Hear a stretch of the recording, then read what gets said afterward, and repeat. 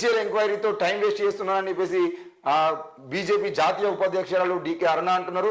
కాళేశ్వరంపై judicial ఎంక్వైరీతో సమయం వృధా అని బీజేపీ జాతీయ ఉపాధ్యక్షురాలు డికే అరుణ అన్నారు.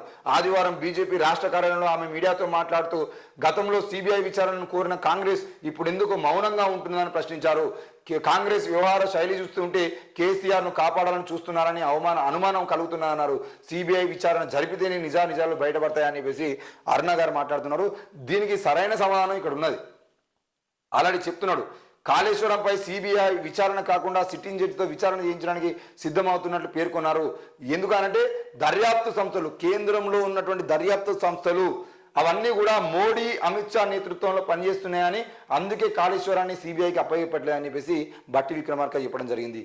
బీజేపీ వాళ్ళు కావాలని రచ్చ చేస్తున్నారని కూడా చెప్తాన్నాడు. మరి నిజంగానే ఇప్పుడు బీజేపీ కూడా దానికి సంబంధించిన విషయంలో వెంటనే సిబిఐ విచారణ కోరాలి, సిబిఐ విచారణకు పంపించాలని చెప్పేసి నిన్న డికే అరుణ గారు ప్రెస్ మీట్ పెట్టడం, దానికి ముందు మురళీధరరావు గారు ప్రెస్ మీట్ పెట్టడం, వీళ్ళందరి ప్రెస్ మీట్ ఏంది అని అంటే సిబిఐ ఎంక్వైరీ కొడితే కేసీఆర్, ఇప్పుడు కేసీఆర్ పాలనలకు సంబంధించిన విషయంలో కానీ దేశంలోనే ఎన్నో కేసులు సిబిఐ పరిధిలోనే ఉన్నాయి. మరి సిబిఐ పరిధిలో ఉన్నటువంటి కేసులన్నిటికీ న్యాయం చేస్తున్నాడా, సిబిఐ పరిధిలో ఉన్నటువంటి కేసుల్ని తప్పుదారి పట్టించడానికి ప్రయత్నం చేస్తున్నాడా అనే విషయాలను మనం చూస్తే మనకు అర్థమైపోతుంది. మరి ఇప్పుడు కూడా సిబిఐకి కాళేశ్వరాన్ని పంపించేది ఉంటే ఈ కేసు మొత్తం సెంట్రల్ లెవెల్కి వెళ్ళిపోతుంది. అప్పుడు కేసీఆర్ పై నరేంద్ర మోడీతో చేతులు కలిపేది ఉంటే ఆ కేసుల్లోకి వెళ్ళి బయటపడే అవకాశాలు ఉంటాయి. ఈరోజు దేశాన్ని కుల్లోగొట్టి లక్షల కోట్ల రూపాయలని ధనాన్ని ఈరోజు దేశ ప్రజలకు సంబంధించిన ధనాన్ని మోసం చేసినటువంటి వ్యక్తులే సిబిఐ కేసులు ఉన్నప్పటికీ కూడా హూందాగా తిరుగుతున్నారు, దేశం దాటిపోతున్నారంటే మరి ఎవరు చేస్తున్నారు ఏంది అనేది ఎన్నోసార్లు పార్టీలు విమర్శించినాయి.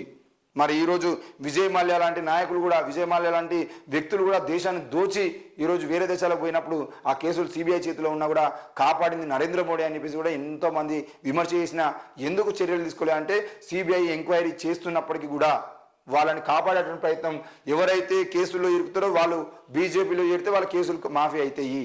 ఇది తెలంగాణలో కాదు దేశవ్యాప్తంగా మనం చూస్తున్నటువంటి క్రమమే. మరి అట్లాంటి క్రమంలో ఈరోజు సిబిఐ ఎంక్వైరీ కోరుతున్నారంటే కారణం ఇక్కడ నుండి కేసీఆర్కి సంబంధించిన విషయంలో ఆ కేసు ఫైల్ మేము తీసుకునేదంటే ఆ కేసు ఫైల్ మా చేతుల్లోకి వచ్చిందంటే కేసీఆర్ మేము చెప్పినట్లు వింటాడు, లేదనంటే ఇక్కడ సిట్టింగ్ జడ్జితో విచారణ కోరేదంటే మళ్ళీ సిట్టింగ్ జడ్జికి విచారణ సంబంధించిన విషయంలో కాంగ్రెస్ పార్టీకి భయపడేటువంటి పరిస్థితి ఉంటుంది, బీజేపీకి భయపడరని చెప్పేసి వీళ్ళ భయం. సిబిఐ పోతేనేమో బీజేపీకి భయపడాలి, సిట్టింగ్ జడ్జితో అయితేనేమో కాంగ్రెస్ భయపడాలి. కాబట్టి వీళ్ళేమో సిబిఐ కావాలంటారు, వాళ్ళేమో సిట్టింగ్ జడ్జి అంటారు.